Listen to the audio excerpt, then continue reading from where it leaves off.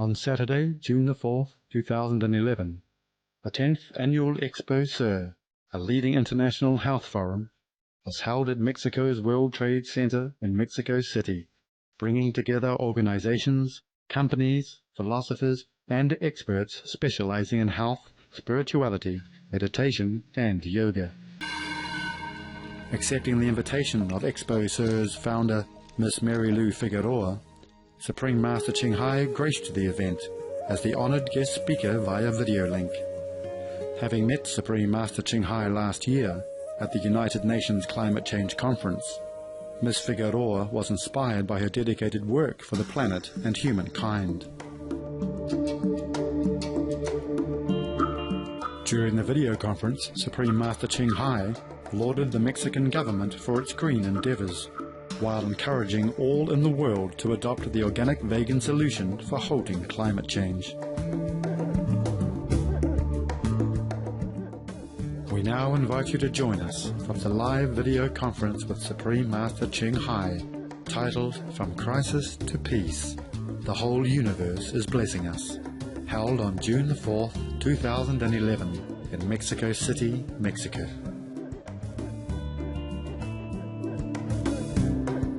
Supreme Master Ching Hai's lectures are not a complete meditation instruction. Please do not try alone. For free of charge guidance, please visit www.godsdirectcontact.org or contact any of our centers near you. Hola y muy buenas tardes, nobles damas y caballeros. Por favor, sean bienvenidos en esta tan noble ocasión. Honorables invitados, apreciables asistentes, representantes de diferentes organizaciones y caminos espirituales, reciban el más cordial y afectuoso saludo. En esta tarde, la Asociación Internacional Maestra Suprema Ching Hai en México presenta la conferencia magistral de la crisis a la paz. El universo entero nos está bendiciendo, en la cual tendremos una importante invitada vía satelital, la Maestra Suprema Ching Hai, que nos compartirá su sabiduría y conocimiento del más alto interés para todos nosotros, así como de la paz y la seguridad de nuestro planeta. Tendremos edificantes representaciones artísticas para amenizar la velada y cerraremos esta maravillosa experiencia con una deliciosa cena vegana. Esta conferencia es presentada dentro del marco de conferencias magistrales de Exposer, el cual es el evento humanista y de salud más importante de América Latina. Contando con más de 120,000 asistentes a lo largo de su historia, Exposer se ha convertido en un importante foro para la difusión de todas las alternativas de bienestar humano, y en esta afortunada ocasión se encuentra celebrando su 10º aniversario. También queremos saludar y darle la más afectuosa de las bienvenidas a nuestros espectadores internacionales que nos reciben en sus hogares en el mundo entero a través de Supreme Master Television, un canal de televisión constructiva que se transmite las 24 horas del día, los 7 días de la semana, durante todo el año, el cual puede disfrutarse a través de sus 14 plataformas satelitales de forma gratuita en el mundo y con más de 75 proveedores de sistema de cable e IPTV, en sus más de 60 idiomas y 40 subtítulos disponibles. También puede consultarse en línea en www.suprememastertv.com/ES.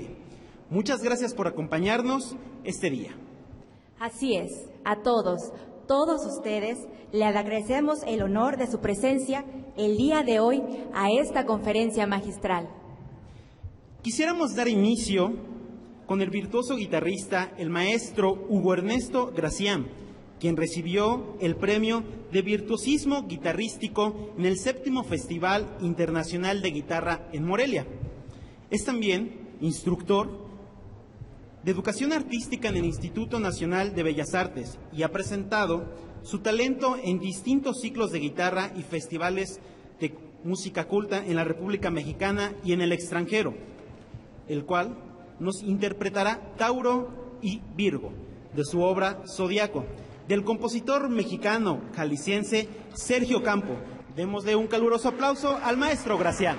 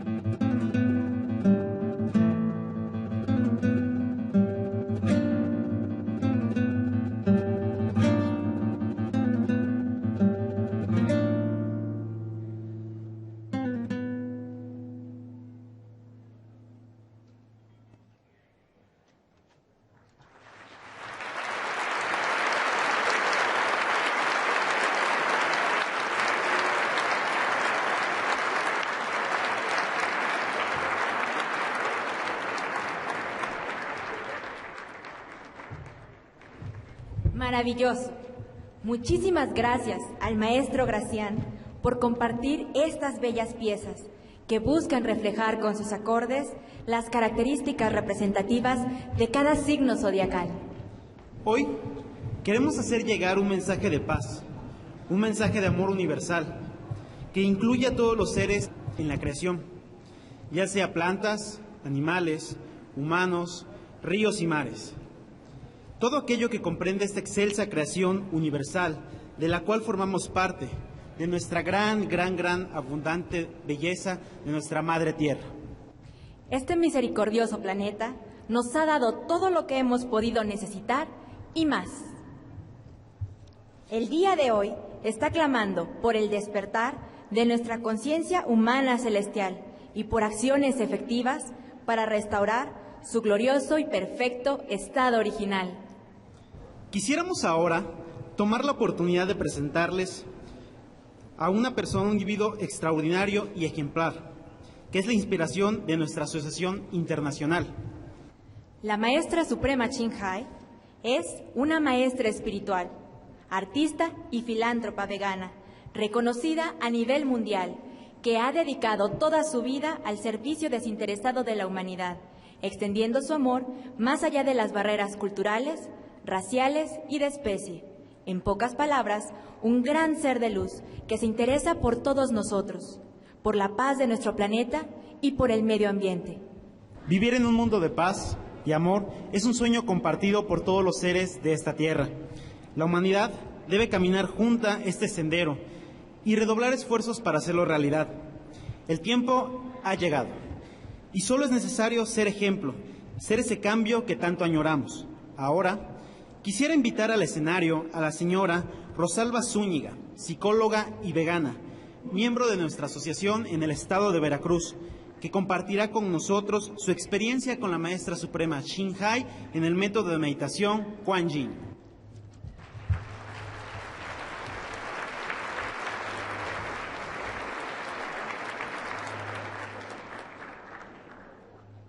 Doy gracias a Dios por estar aquí y tener la oportunidad de agradecer a la Maestra Suprema Ching Hai todo su amor y las infinitas bendiciones que solo ella es capaz de dar. Desde niña tuve sueños muy especiales, con mucho colorido y emoción.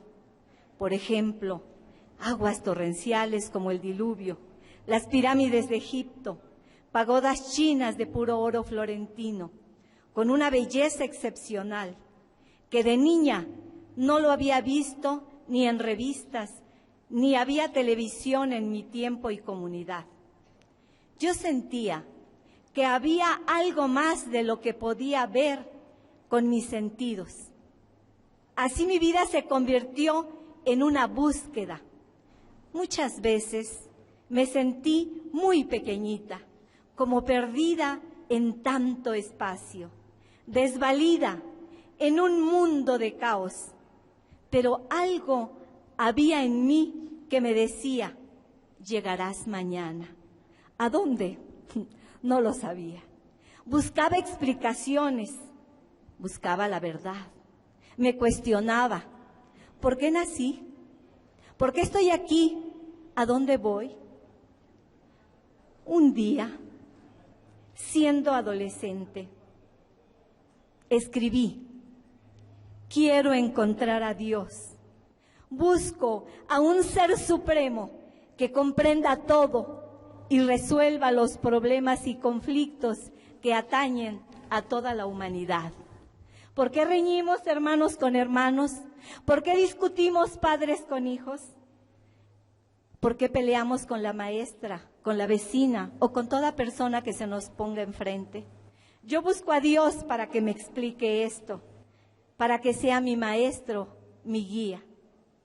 Así, mi búsqueda, mi sed de saber, de encontrar la verdad, me llevó a estudiar psicología, dianética, neurolingüística, yoga, a leer muchos libros de la vida de los grandes iniciados, retiros espirituales. Esto me daba tranquilidad. Contestaba algunas preguntas, pero no tenía las respuestas de todas estas cuestiones. Así mi búsqueda continuaba, hasta que un día fui invitada por mi hijo mayor a ver una videoconferencia de la Maestra Suprema Ching Hai. Fue entonces que pude sentir que había encontrado a ese ser supremo que mi alma pedía y a mi guía espiritual, y pude entender lo que Jesús nos decía. Pide y se te dará. El que tenga oídos para oír, que oiga. Así me inicié felizmente en el año 1998 en la ciudad de Los Ángeles. Gracias, maestra, por ser ese océano de amor, de luz, de ese amor incondicional, por resolver todos los problemas y conflictos que atañen a toda la humanidad. Ahora sé que la razón de existir es aprender a amar, y solo lo podemos lograr con un guía espiritual, con un ser iluminado, lleno de amor, de humildad y luz, que está dispuesto a darnos la llave para la iluminación inmediata. Gracias, maestra, por todo tu amor, por ese amor infinito celestial. Muchas gracias.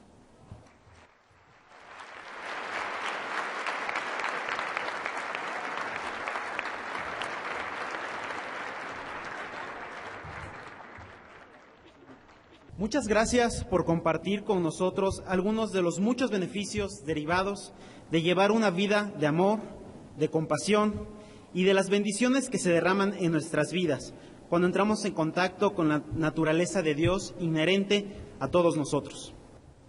Ya que sin más preámbulo, queremos darle la más cordial y afectuosa bienvenida a la Maestra Suprema Ching Hai, quien de la manera más amorosa y su espacio en su apretada agenda para aceptar la invitación como invitado especial de Exposer para participar en esta conferencia. Por favor, démosle una calurosa bienvenida al estilo mexicano. Hola, maestra. Buenas tardes. Buenas tardes. Oh, lovely people, Mexican. Buenas tardes. Maestra, muchas gracias por honrarnos con su presencia el día de hoy. Estamos muy contentos de que esté con nosotros. Sabemos que ha apartado su valioso tiempo para esta conferencia y queremos darle las gracias desde el fondo de nuestros corazones. Thank you very much, Master, for honoring us with your presence today. We are very happy to have you here with us. We know that you have put aside some of your valuable time for this conference, and we would like to thank you from the bottom of our hearts. Oh, I thank you for inviting me. Yeah. Gracias. Gracias. Thanks to you, Master. A ti, ¿ah? Gracias, maestra. Thank you to you. Sí. Maestra, todos los presentes hoy nos sentimos muy honrados y privilegiados de que nos dirija un discurso con el tema de la crisis a la paz. El universo entero nos bendice. Muchas gracias, maestra. Master, all of us present today feel very privileged and honored to have you give a speech on the topic From Crisis to Peace. The whole universe is blessing us. Thank you so much, Master. Thank you. Thank you again for doing all this. Thank you for organizing this, and thank you for having me. May God bless Mexico. Thank you, Master. Thank you. I'm very happy to be with you again, the people of Mexico. And I would like to thank all the smart people at the expo here in Mexico City. And I thank all the person involved in this magnificent gathering. I thank you, the organizer, the beautiful lady who has invited me here. I'm very honored to be with you on this program on your 10th anniversary. And I'm delighted to see you again, the kind and beautiful people of Mexico. I hope you are all comfortable there. It's not too hot, is it, now, Mexico? ¿Ça va? Yes, Master, we are very comfortable. Muy bien, muy bien. Yes. I always remember how sweet, gentle, and hospitable the Mexican people are. Yes, always good memory in my heart. And I have just been in your country again, last winter. The Mexican Environmental Secretary, in the name of your country, has kindly invited me to attend the United Nations Climate Change Conference. Your government graciously facilitated the discussions in such a way that all the countries participated there felt welcome and their voices were heard, so that the leaders of all the countries left the conference with some satisfaction of fruitfulness and hope for the planet's future. I think part of that outcome was due to the good heart and wisdom of the hosting Mexican people. So I was more than happy to join this event again in order to see the Mexicans again, especially as this is so positive, such a very forward-thinking gathering. I'm sure you all agree to this, and we all thank the organizers and all persons involved. I would like to mention something about holistic health and personal growth, which are very essential for our happy life. Holistic means wholesome. Wholesome. We seek always to be whole, because that is what we are originally.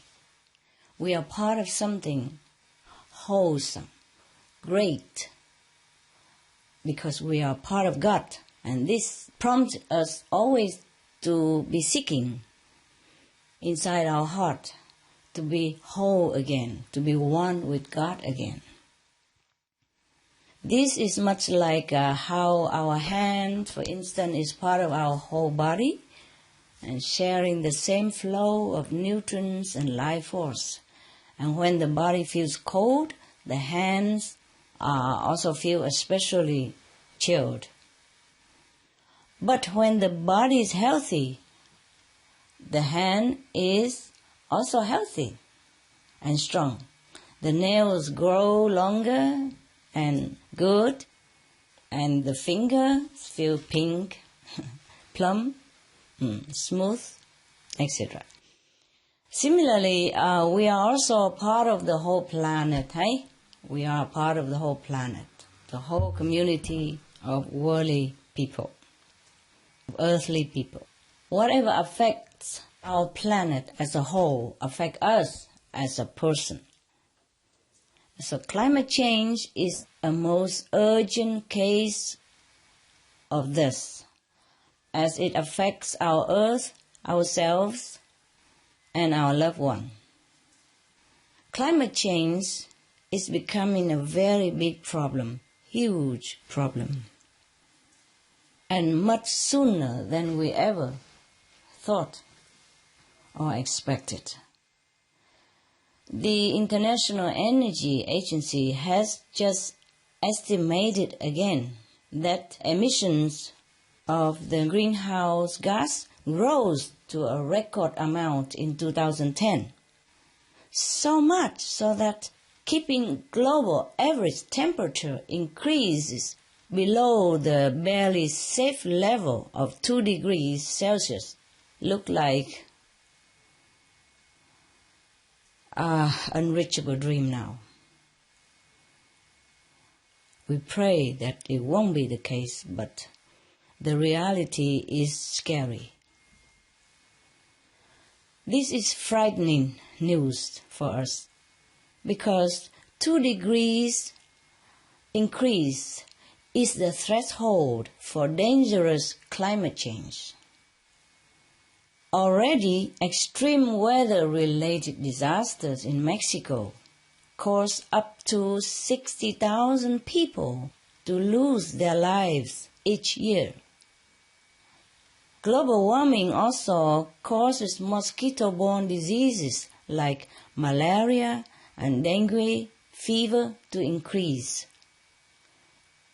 especially after floods. And I'm very worried to hear that dengue fever cases in Mexico have been getting worse. 2010 was much worse than 2009, for example. And there has been a big increase in the number of the most aggressive kind of dengue. It's called hemorrhagic dengue.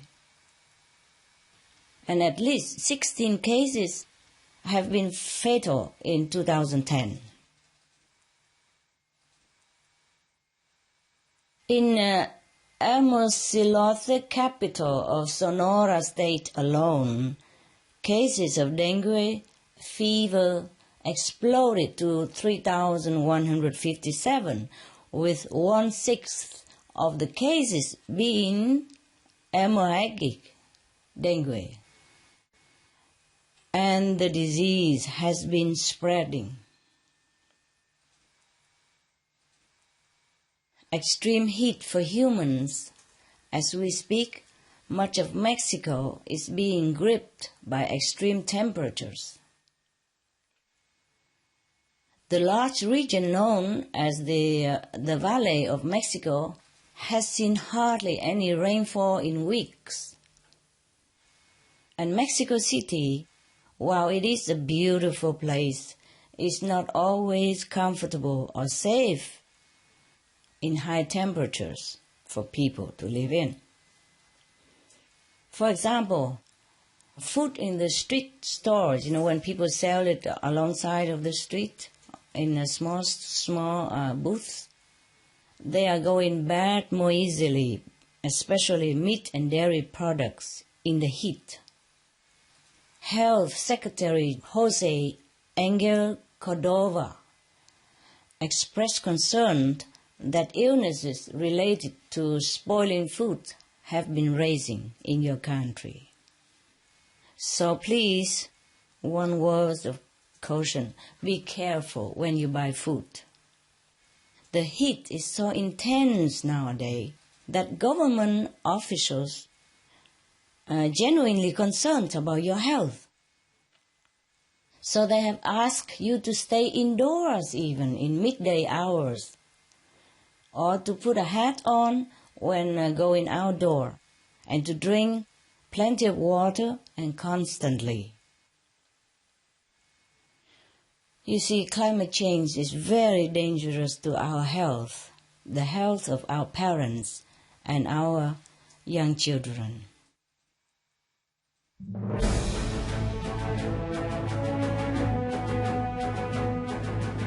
European Parliament supports reducing meat to lower greenhouse gases. Call vote. Vote is now open. Reduce your meat consumption or stop eating meat totally. During discussions on greenhouse gas reduction goals, the Climate Committee of the European Parliament officially recognized livestock's contribution to global warming and recommended a reduction of subsidies to the livestock industry to curb methane. The European Parliament has adopted its own position on climate change as an institution. And as a Vice President, one of the proposals I have made is in line with your own, which is that we should eat far less meat, because that's one of the major sources of greenhouse gases. Please eat less meat, and let's make taxes on meat. That's definitely one of the issues we're talking about. I'd like to tell people what the cost is of eating meat for the environment worldwide.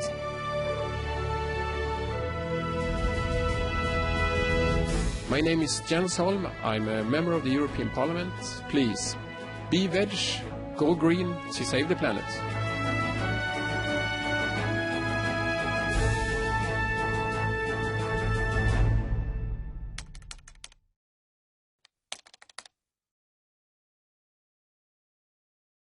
Now we also have extreme heat for glaciers.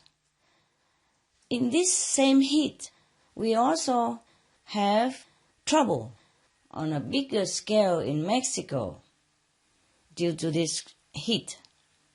For example, the glaciers on the dormant volcano Iztaccíhuatl. As tropical glaciers, they are rare both in Mexico and in the world. However, they are now melting much faster than scientists previously predicted. With 2 out of the 5 glaciers that have already disappeared. Now, snowfalls is less frequent than before, and vegetation is appearing at higher altitude. As is the case elsewhere in the world, Mexico's disappearing glaciers spell trouble for populations and agriculture that depend on the annual snowmelt for drinking water and hydropower. So the extreme heat not only makes us feel hot, but as the glaciers melt, livelihoods, food, drinking water, etc., etc., also face a real meltdown. But with the bad news, well, there's also good news for Mexico, thank God. When I was there, I met a lot of your journalists who are also dedicated to saving the planet and really concerned about the world, as well as many leaders, including your esteemed president, who has been at the forefront of international efforts to halt climate change. By the way, I send my heartfelt congratulations to President Calderon for the award he has just received in May. He was honored with the 2011 Champions of the Earth Prize from the United Nations Environment Program, or UNEP. You know that, right? Do you know? Yes, we know, Master. We are very proud. Good. You should be proud of him. I met him, I was so proud of him. I tell him, thank you for all the things you do for Mexicans. I love your people, I told him. And he said, I love them too. I love that. I like what he said. And his speech at the United Nations was also very, very interesting. He even mentioned that his wife is a very wise person. I'm sure she is, huh? Behind a great man, there's always a great woman. So, for his outstanding leadership in addressing climate change at both global and national level, the United Nations UNEP has honored him with a great prize. I also join myself in salute to His Excellency with all my support and admiration. And I congratulate your country for having such a wise and loving, caring leader. Thank you, Master. Now we applaud Muchas him. gracias, maestra. Yes, Master. Yeah, we applaud him, huh? Very A big round of applause for your president and your government. I love this kind of government. Okay, now first, let's go through some of the major news on how climate change is affecting Mexico. Researchers at NASA found that we are on a path to seeing an unprecedented number of forest fires around the world, pretty much all driven by global warming. This is already happening in Mexico as well. You know that, I think. Extreme dry conditions have set off more than 5,700 forest fires in your country during the first 4 months of 2011. This is new. This is recent.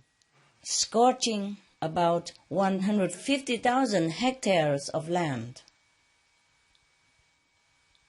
You know, your country is already affected a lot by climate change, and now these forest fires make it worse.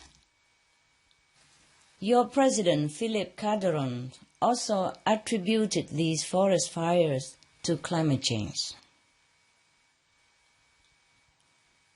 You see, he's very up to date. He's very on top of events in your country. He's a good president. Even now, Quintana Roo state is dealing with its worst fire season in a decade, with a total of 122 blazes reported and people having to be evacuated from their homes. Imagine how much challenge they have to face in this situation. And the children have to be interrupted from school, and the husbands, the wives is also disrupted with their works, their jobs, and they might be losing everything they have earned with their hard work all their life. You see, the world's coral reef systems also, which include the second largest one in the world, it's just off the coast of Mexico.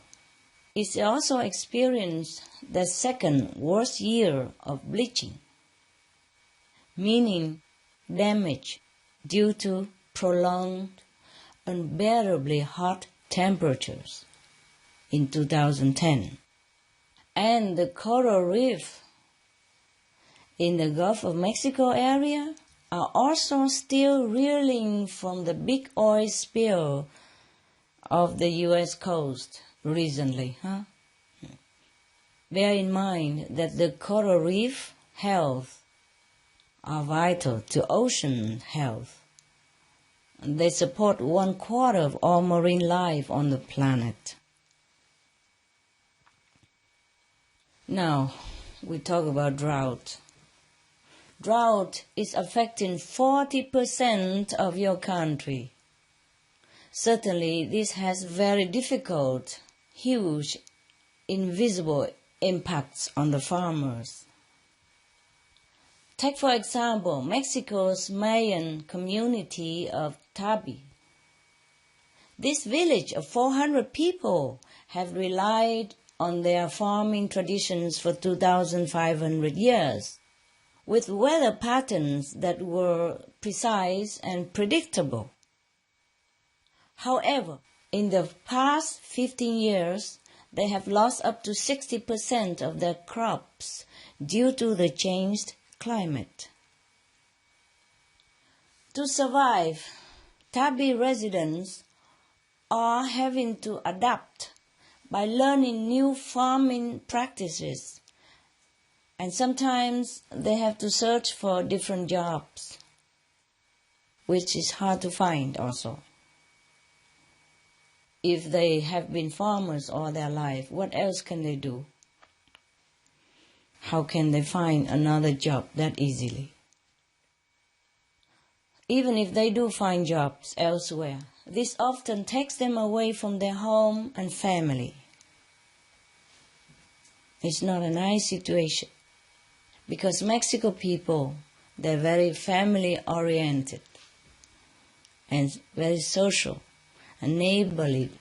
So if they have to move away elsewhere to work, imagine how lonely they felt and how challenging for their family having to part with their loved one, like father or mother.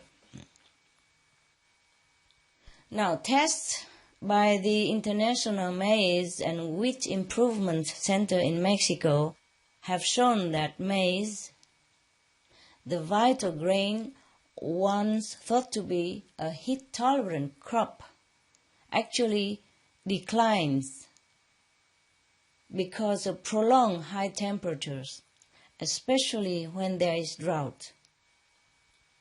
For every 10% of lost crop yields in Mexico, another 2% of residents are likely to leave their country.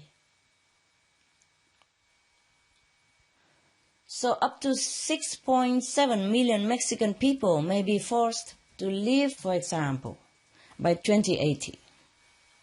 It would be so disruptive and challenging to the lives of so many uprooted families, not to mention heartbreaking for the relatives and friends and for the person who are going away themselves. We also have freezing temperature. It's on top of all that. Climate change brings not only drought, but also extremely freezing weather. The National Autonomous University of Mexico, or UNAM, released a report in February affirming that heavy snowstorms coming earlier this year in Mexico, the United States, and Europe were linked to climate change again.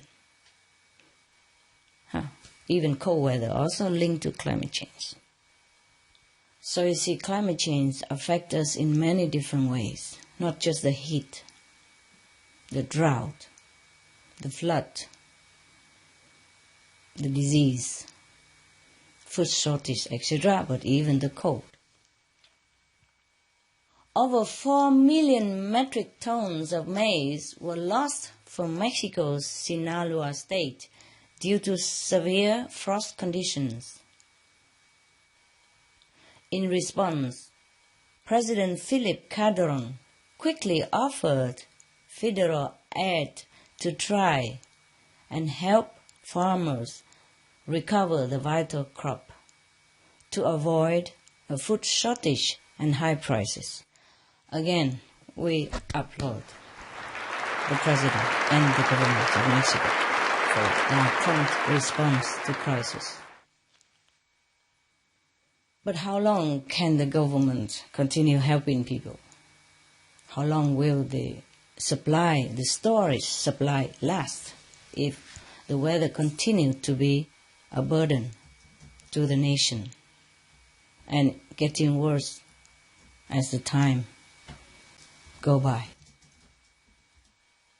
Also, the Mexican government witnessed climate change causing disease and loss to corn species in other parts of the world.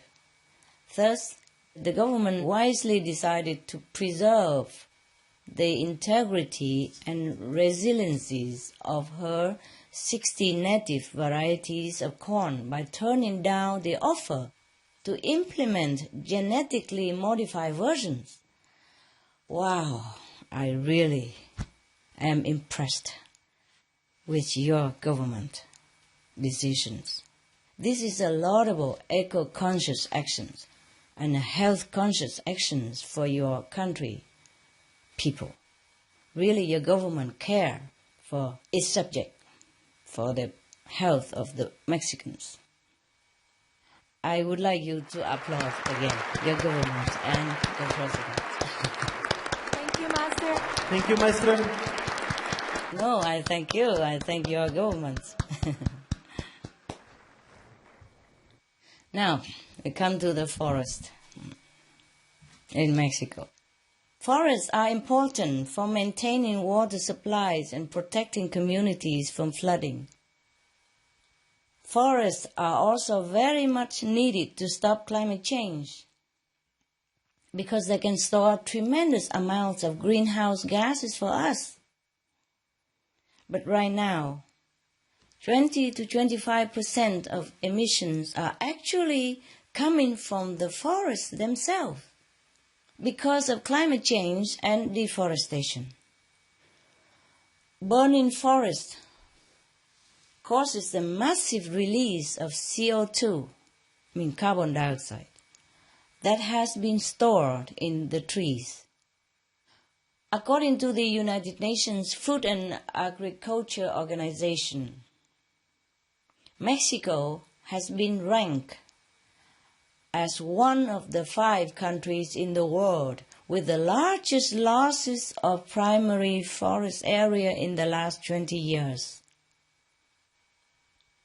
One of the most dramatic examples is the state of Tabasco, which has lost 1 million hectares of forest, or 58% in the past several decades. Now, Tabasco has only 100,000 hectares of forest remaining. How sad for your country and for the world. The primary cause has been the expansion of livestock farming. More than half of the state's land was already converted into cattle pasture by 1980. Scientists say that the land, this Eden deforested, is at high risk of suffering the shocks of climate change. There is a higher vulnerability to flooding, soil erosion, as well as loss of biodiversity if we lose the forest. Livestock grazing has also been identified as the main cause of deforestation in Michoacán state. Latin American countries that are rich in forest cover are at risk of losing trees mainly as a result of large-scale agriculture. But not for food for human, no. It's mostly related to livestock production, livestock farming, not food farming, yes? And not only Mexico, but even the world's largest remaining tropical rainforest, the Amazon. The livestock industry is a significant driving cause of forest destruction. Some of the diseases related to meat consumption and/or production. Fatal prion diseases transmissible through air or milk.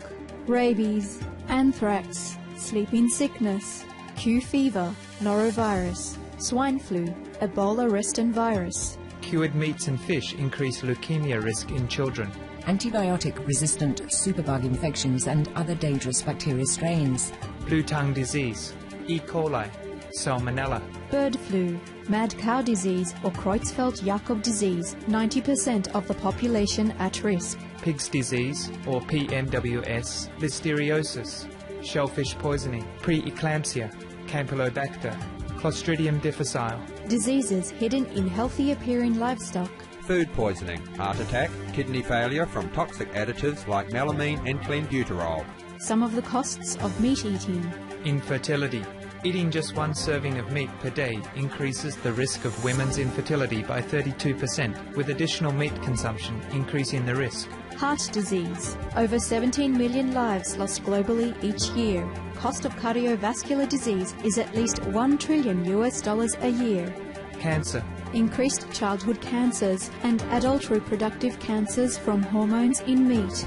Colon rectal cancer. Over 1 million new colon cancer patients diagnosed each year. More than 600,000 colon cancer-related mortalities annually. In the United States alone, colon cancer treatment costs about $6.5 billion. Millions of people are newly diagnosed with other meat-related cancers every year. Diabetes. 347 million people are affected worldwide. An estimated $174 billion spent each year on treatment in just the United States. Obesity.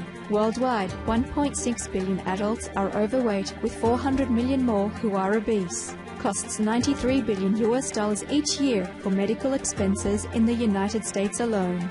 At least 2.6 million people die annually from problems related to being overweight or obese. Environmental. Use up to 70% of clean water. Pollute most of the water bodies. Deforest the lungs of the earth. Uses up to 43% of the world's cereal. Uses up to 85% of the world's soy. Cause world hunger and wars. 80% cause of global warming, plus more. Some of the costs of milk consumption. Cowpox from milking cows. Bacterial microbes, pesticides and enzymes found in cheese derived from the inner stomach linings of other animals. Up to 80% of the calories in cheese are from pure fat. Breast, prostate and testicular cancer from hormones present in milk. Listeria and Crohn's disease. Hormones and saturated fat lead to osteoporosis, obesity, diabetes and heart disease, linked to higher incidences of multiple sclerosis, classified as a major allergen, lactose intolerance, plus more. For help quitting, please visit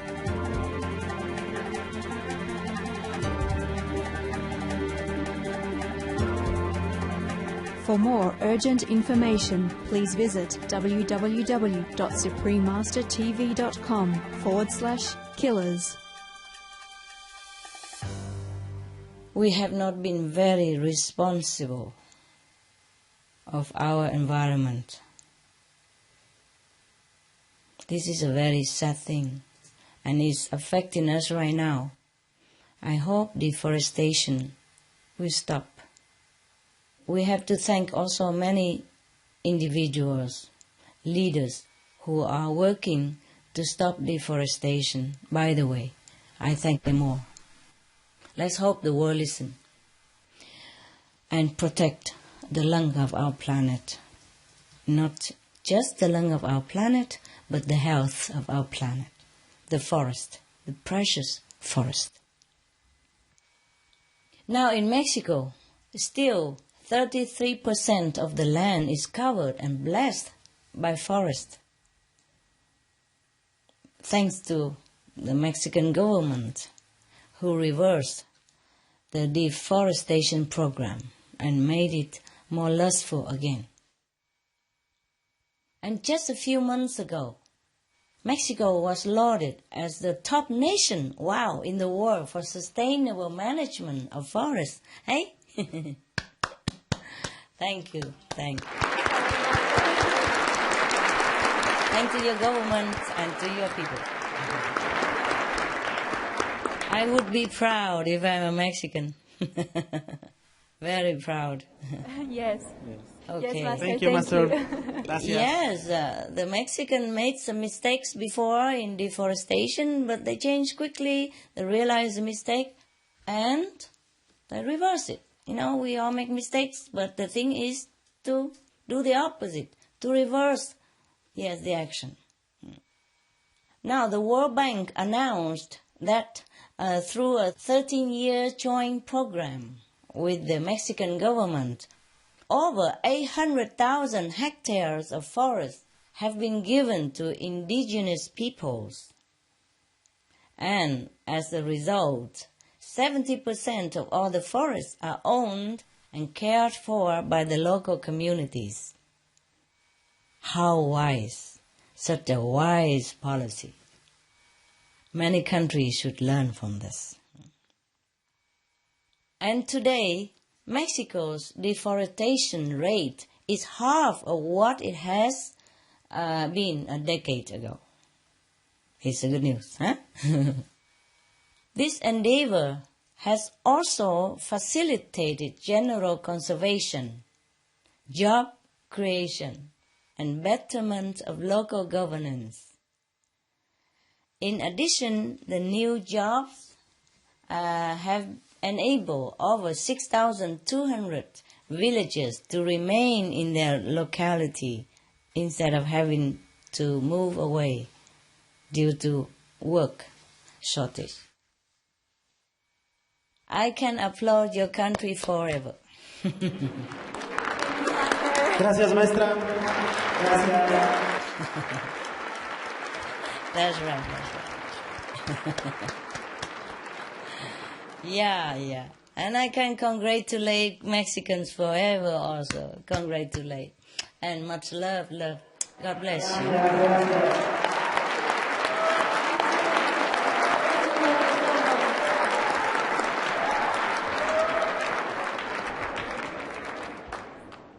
That's why I'm here today. Also, you see, it was a little difficult for me, and I'm supposed to be meditating more, but I'm also involved in this because I love your country.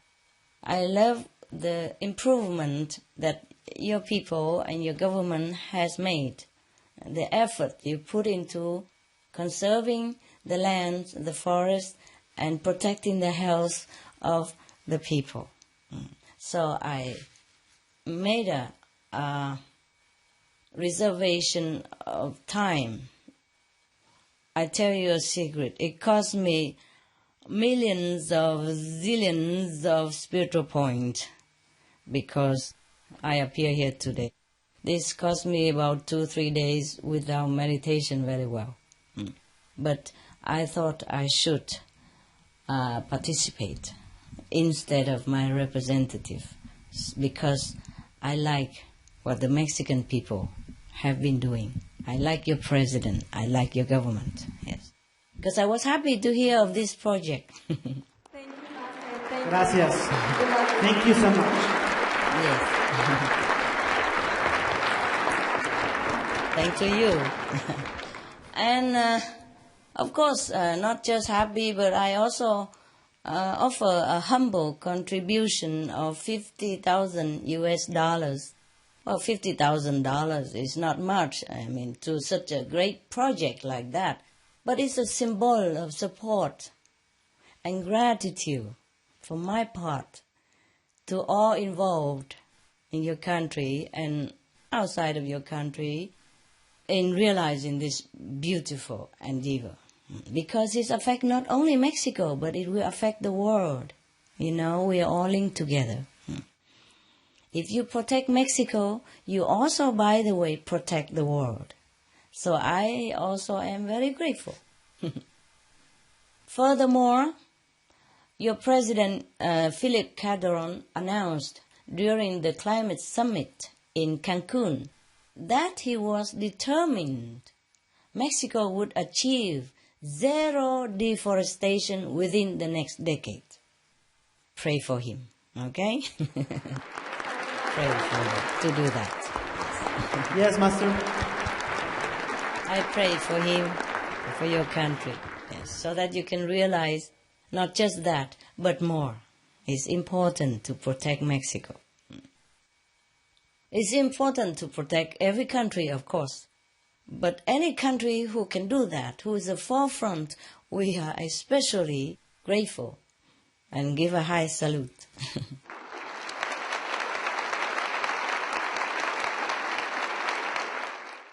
Now, the good news is that the Mexican government is making a lot of efforts to go green.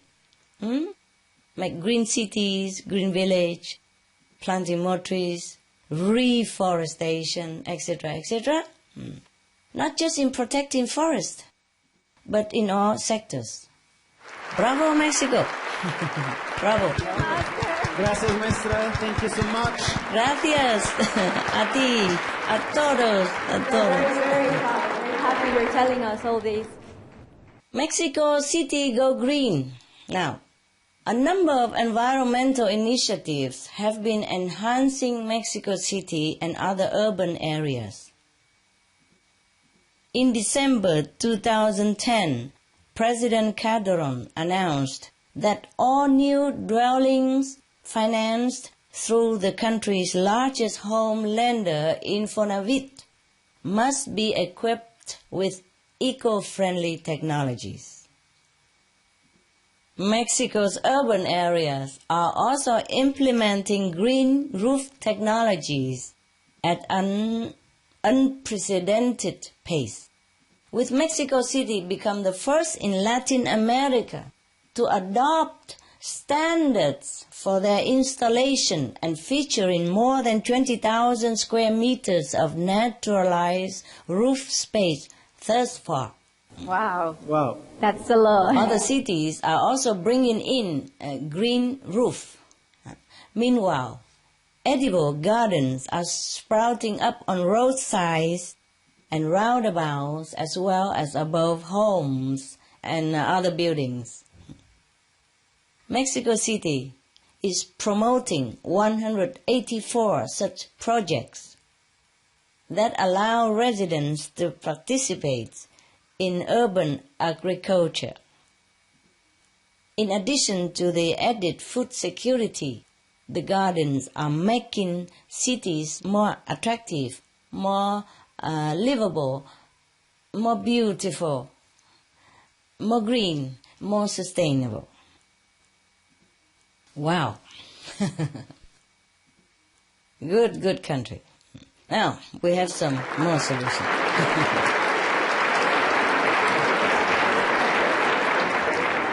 See, I'm wearing green today, huh? Yes. Because your country is going green.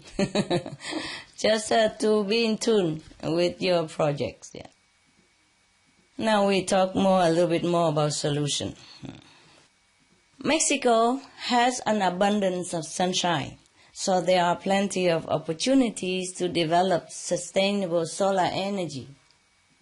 Windy areas also can be used to gather wind energy. Your government is surely correct in forecasting that the business sector will also thrive in the coming sustainable future. It's not just protecting the land and the people. These kind of projects will also offer more jobs, opportunity, and new exciting jobs for the people. Yes. But of course, that is not all, because we have an urgent danger facing us. Yes. So we still have to solve the problem of climate change more at its root. Also, we still have to address food security. which is becoming an increasingly urgent matter for human survival. With all the drought and wildfires Mexico is facing, food security is really at risk.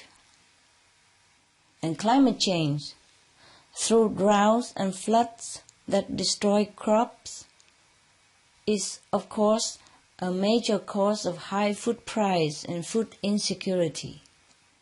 In fact, the founder of the Earth Policy Institute, Lester Brown, who is a respected U.S. environmental leader, stated that climate change is happening so fast right now that we need to reduce emissions, greenhouse gas emissions, 80% by 2020 to protect global food supplies even. Just food supplies even. Not 80% by 2050 as suggested before, which is the date discussed by many politicians, but 80% now, soon, by 2020, maximum. Because if we lose food security, our civilization could collapse. Moral standard even could collapse. People's health could deteriorate. Happiness could also collapse. Nation could collapse. Every other things might also collapse. Lester Brown and others point out that the great Mayan civilization in Mexico may have fallen when it lost control over its food supply. Climatologists say that we are facing the same danger now, today. If it happened before, it could happen again. So, how do we reduce greenhouse gas emissions 80% by 2020? How do we do that? How do we keep the global temperature at safe levels? There is a solution.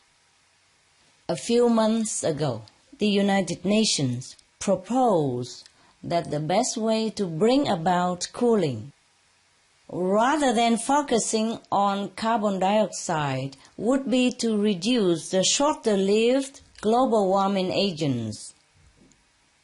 These include methane, black carbon, and ground-level ozone. Dr. Drew Shindo at NASA led a team of scientists who estimate that when the effects of all these are added together, they are equal to the carbon dioxide, CO2. But because they dissipate much faster from the atmosphere, they bring a much bigger benefit to us in the short term. This is our best chance for quickly reversing the climate change. Cut it off, the danger. For example, whereas CO2 can take hundreds, if not thousands of years to dissipate from the atmosphere, most methane is gone in about 12 years. And methane's number one source from human activity is livestock raising. Animals agriculture, animals products, animals industry, which cause methane gas to warm up our planet. Based on research, a significant cause of black carbon release is also livestock raising. Everything points to livestock raising. Because the burning of forests or fields to create grazing pasture or crops to feed the livestock caused its black soot to be carried by wind currents all the way to glaciers and ice caps, where it speeds their melting, thus warm up the planet even more. The third short-lived agent is ozone.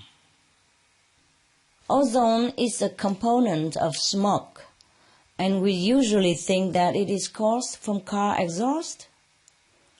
But a major building block is also methane.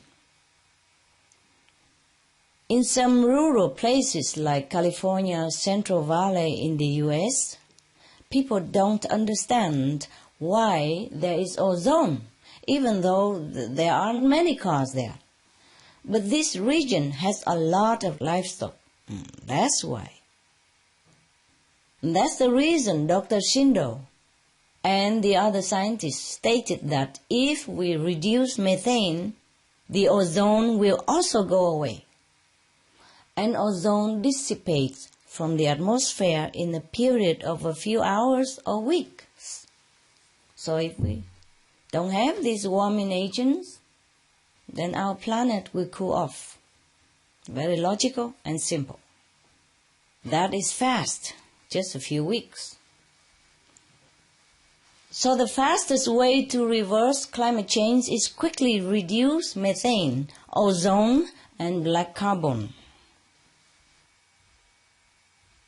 And how? Again, the fastest, cheapest way to do this is to stop raising animals for human consumption. Water scarcity is also a serious problem because without enough water, we cannot grow food. The World Economic Forum estimates that if we continue with current trends, 2/3 of the world will be water stressed, means short of water, by 2030. Just over a decade, huh? And Mexico is certainly one of the places to be affected. But 70% of all water used by humans goes to agriculture, especially livestock agriculture, livestock raising. So the best place to conserve water is through food, manageable food, sustainable food, not animal food. And the best way to feed more people with less water is also through food. Sustainable food practice, sustainable agriculture, organic, vegan agriculture. So we all should go vegan. And the best is organic vegan. The 20 water centers in the Netherlands have found that the most efficient way to grow protein, calories, and fats is through a plant-based diet. To grow 1 gram of protein, we need up to 6 times more water for animals' protein than for plant-based protein. It is the same with calories. It takes 20 times more water to grow calories from beef than to grow it from grains or potatoes. So to feed more people with less water, the best way is to be vegan, and organic vegan to be exact.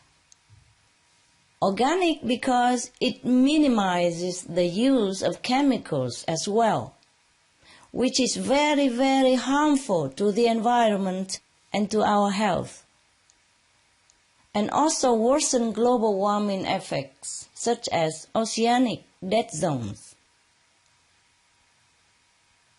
Another challenge we are facing right now is how to pay for climate change mitigation and adaptation, especially in an era where many developed countries are facing financial crisis. Even those that wish to help the developing countries are not able to be as generous as they might wish because of the financial difficulties they are facing themselves. Many strong countries are facing financial problems right now, and that affects other underdeveloped countries as well, because they cannot offer more financial aid the way they want to. You see, it affects everybody, the financial crisis. We are losing species 100 times to 1,000 times faster than at any other time in the Earth's history. So stopping biodiversity loss is expected to cost more than to reverse climate change. So by all means, we have to reverse climate change. Now, in addition to all this, we find that 70% agricultural land is currently being used to either graze livestock or raise food for the livestock which are killed for human consumption.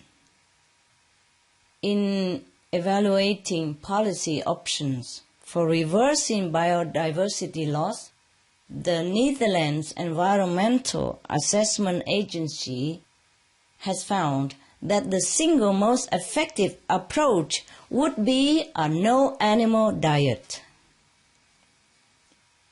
This would save at least 56% of the world's disappearing wildlife.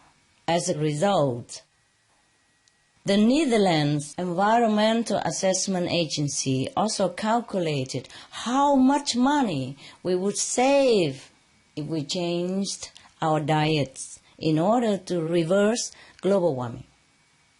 They found that a diet with no animal products at all would save the cost of mitigating climate change between now and 2050 by over 80%.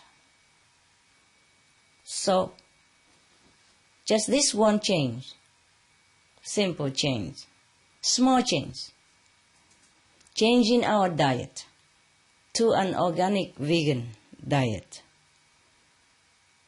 This will help all the governments of the world to afford climate change mitigation and preserve biodiversity. Just one change. That's all we have to make. It's not that big deal. Even if it is a sacrifice, just to sacrifice one part of our taste, not the whole part of our taste.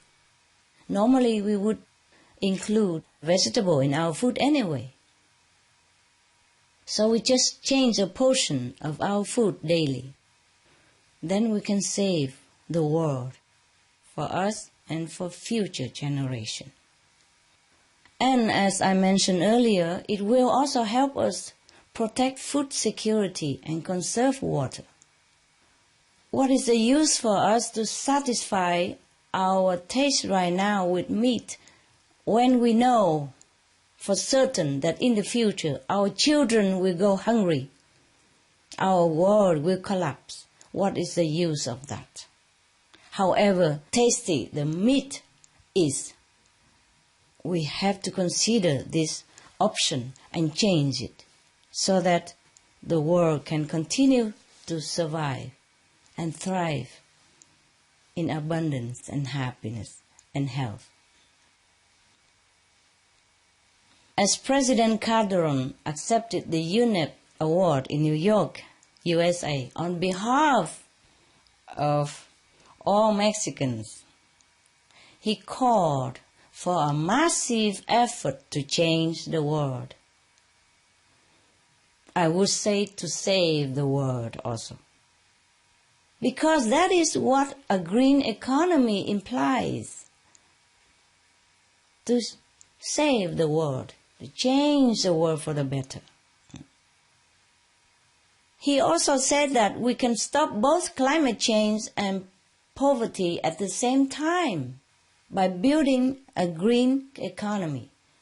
And I agree. Do you agree with him? Yes, Master, of course. Yes?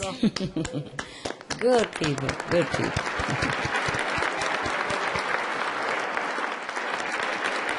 Yeah, I can talk about Mexico forever, eh? But I will stop quickly soon. Are you okay?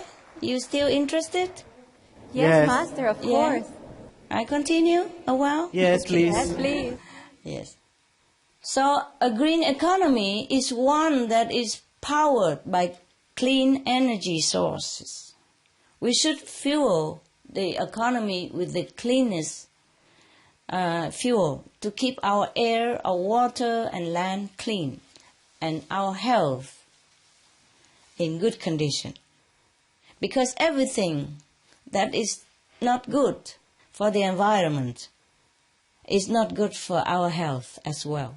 All the chemicals of the agriculture, all the waste from the animals' agriculture run off into the river, into our stream, into the ocean, and we drink this water, we use the ocean, everything will affect our health.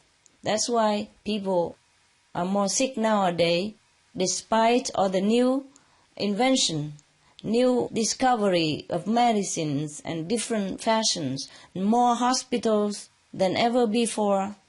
When we say we were not so developed right now, we are more developed, we have more hospital, more illness, and more incurable disease. Even in the 21st century already, we are facing more and more new incurable disease all the time. Even just recently, if you watch the news, you know that there is a spread of E. coli infection in Europe, and many people die already, and thousands are still either critically ill or affected in the hospital. And the scientists, the doctors, have not been able to find the source of this E. coli because they say it's new E. coli strain and it resists many of the otherwise good antibiotic to cure it. So they're frantically trying to find the way to deal with this spread of E. coli right now in Europe. You know that, right? Right, Master. Yes. I haven't watched the news yesterday and today because I cannot. Situation is not favorable to watch. Have they found the cure for E. coli yet? Anybody know? The new one, the new strain of E. coli. Have they found it yet? No, not yet, Master. No, not yet. See? Yes, my God. And people keep dying if they don't find it soon enough. Because this E. coli strain is new and they resist the normal antibiotic, which would usually cure it. So the doctors in Europe are very, very concerned, very worried and panic. Many people are panicking right now. And that affects the economy as well. You know, Spain lost many hundreds of thousands of dollars because people refused to buy their cucumber. And then finally they have stated that, no, these organic cucumber are innocent. It's not the cause for the E. coli illness as originally thought and blamed for. But it's too late. I mean, the Spanish farmers have lost so much money already because people don't buy their products. And other vegetable as well, because they suspected vegetable infect people, but it's not. It wasn't a vegetable. You see, E. coli can even jump onto the vegetable from the midsection or by handling, by people. When they're handling, if the people are sick, the vegetable may be also contaminated. It was even organic cucumber, and they blame the organic cucumbers for the E. coli strain, but it was not at all. Thanks God for that. Otherwise, oh dear. Poor Spain. Poor cucumber. Huh? Poor innocent cucumber. Also, we should not just fuel our system with a clean fuel, but we also should fuel ourselves with the best, most clean and efficient energy source as well. Again, I'm talking about food. This our best fuel is a vegan food, the life-saving organic vegan food. Fortunately, Mexico already has a head start in organic vegan farming.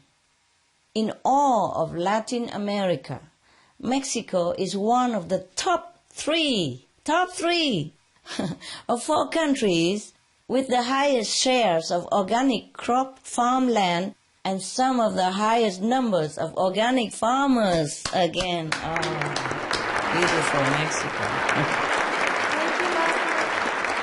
Gracias, maestra. Gracias. Some of the benefits of the vegetarian diet: lowers blood pressure, lowers cholesterol levels, reduces type 2 diabetes, prevents stroke conditions, reverses atherosclerosis, reduces heart disease risk 50%, reduces heart surgery risk 80%, prevents many forms of cancer, stronger immune system, increases life expectancy up to 15 years, higher IQ, saves 70% of a total cost of $40 trillion for reducing global warming, uses 4.5 times less land to grow food, conserves up to 70% clean water, saves 80% of the cleared Amazonian rainforest from animal grazing, a solution for world hunger, free up 3.4 billion hectares of land, free up 760 million tons of grain every year, half the world's grain supply, consumes 1/3 fossil fuels of those used for meat production, reduces pollution from untreated animal waste, maintains cleaner air, saves 4.5 tons of emissions per U.S. household per year, stop 80% of global warming, plus more.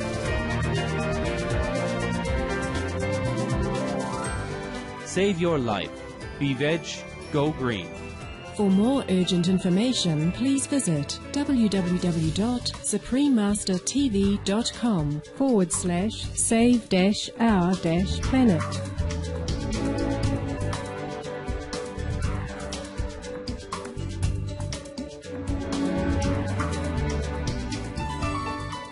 A recent study showed that organic agriculture in Mexico is generating $400 million in revenue per year.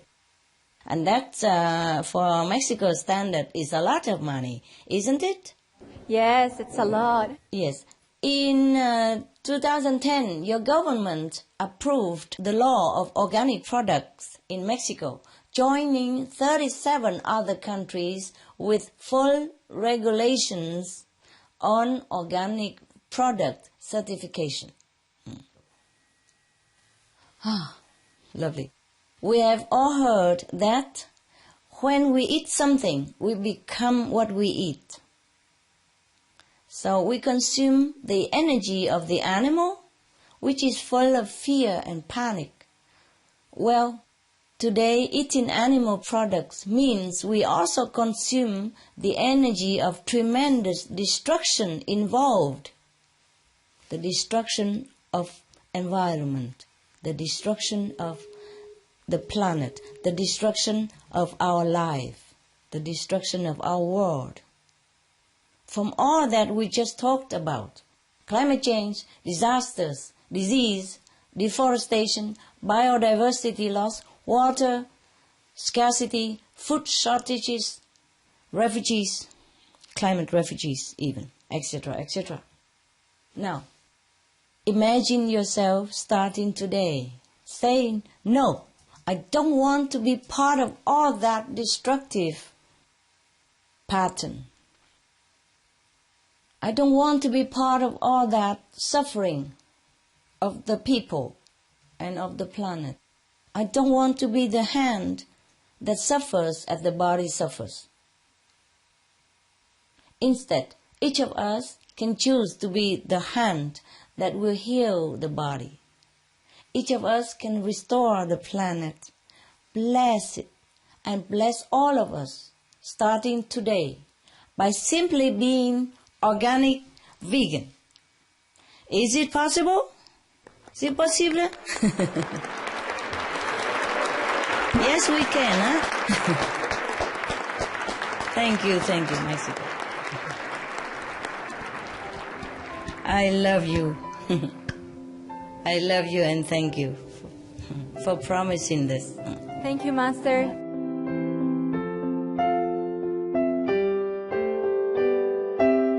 Bueno, creo que es algo ya absolutamente necesario. Esto que está haciendo la maestra tendría que difundirse a todos los niveles educativos, a todos los niveles sociales, empezando por los hogares, para que realmente haya un cambio en la humanidad, que ya es urgente, y creo que ha sido una gran labor que han desarrollado a través de la asociación, muy importante, con mucho esfuerzo.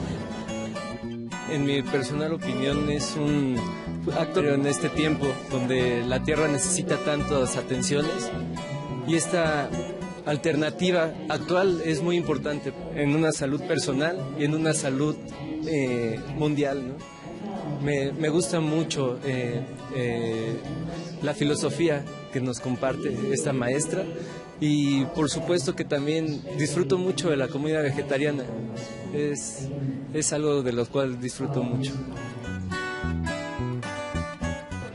Es un excelente estilo de vida, es para vivir más sano.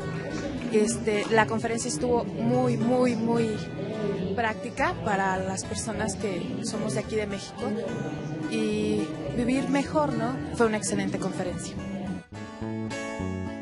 Optar por una vida vegana, yo creo que es una forma de vida muy saludable y además que es una forma de ayudar al planeta y de ayudar a los animales, y es una forma noble, ¿no? Como dice la maestra, de compasión, y es una forma también amorosa hacia nosotros y hacia el mundo.